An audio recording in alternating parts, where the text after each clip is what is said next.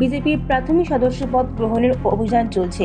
এই আবহে পশ্চিম মেদিনীপুর জেলার বেশ কয়েকটি এলাকায় গিয়েছেন প্রাক্তন সাংসদ দিলীপ ঘোষ।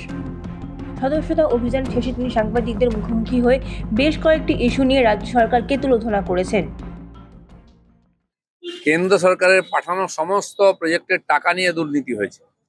আর যেহেতু সাধারণ মানুষ কোনো না কোনো কেস করেছে, কোর্টে গেছে, কোর্ট অনুমতি দিয়েছে, নির্দেশ দিয়েছে সিবিআই ইডিকে, তারা তো সমস্ত ডিপার্টমেন্ট ইনকোয়ারি করছেন, তারা তদন্ত করছেন, করবেন। এছাড়াও পঞ্চায়েত থেকে আরম্ভ করে ট্যাব কেলেঙ্কারি এমন কোনো নাই যে কেলেঙ্কারি হয়নি, এর তদন্ত হওয়া উচিত এবং দোষীরা যাতে সাজা পায়।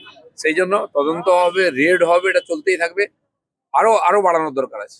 দেখুন, আলু চাষিদের অবস্থা এমন, যদি দাম বাড়ে তাহলেও ক্ষতি, যদি দাম কমে তাহলেও ক্ষতি, যদি বেশি উৎপাদন হয় তাও ক্ষতি, কম হলে তাও ক্ষতি। গতবারে বন্যাতে বৃষ্টিতে ভেজে গেছিল, দুবার লাগাতে হয়েছিল, তাও চাষ করতে পারবে।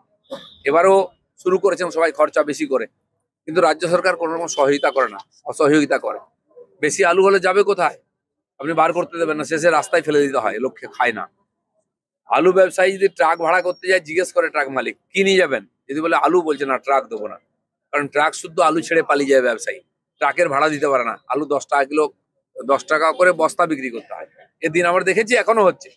তো মমতা ব্যানার্জি খালি পঞ্চায়েতই করবেন, তার দালালদের পয়সা পাই দেওয়ার জন্য চেষ্টা করবেন। আলু চাষিদের কাছে কখনো দাঁড়াবেন না, তারা সবসময় ক্ষতিতেই যাবে।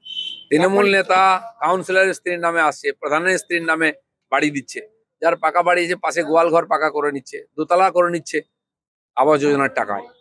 75 লাখ লোকের নামে কেন্দ্র সরকার টাকা পাঠিয়েছে, নাম পাঠিয়েছে। 75,000 বাড়ি পাবেন না গ্রামের প্রবলেম। এক একটা গ্রামে 60-70টা বাড়ি হওয়া কথা। আমি ঘুরছি, গ্রামে কোথাও নতুন বাড়ি দেখতে পাচ্ছি না। কারণ হয়তো তাকে একবারের কিস্তির টাকা দিয়েছে, বন্ধ করে দিয়েছে, কারণ তার নাম ছিল না, জোর করে ঢুকিয়েছে। যে পাওয়ার কথা তাকে একবার দিয়ে বলছে এবার তুই টাকা দে, নাহলে বাড়ি হবে না, অর্ধেক হয়ে পড়ে আছে।